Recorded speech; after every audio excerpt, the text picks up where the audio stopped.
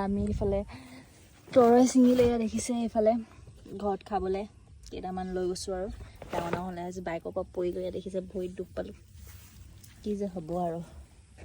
তাৰপৰা এতিয়া আমি যাওঁ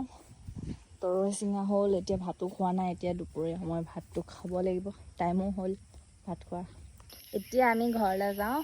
তৰৈ ছিঙা হ'ল এতিয়া গোটেইফালে বোকা ৰাস্তা আছে একেবাৰে অৱস্থা নাই আৰু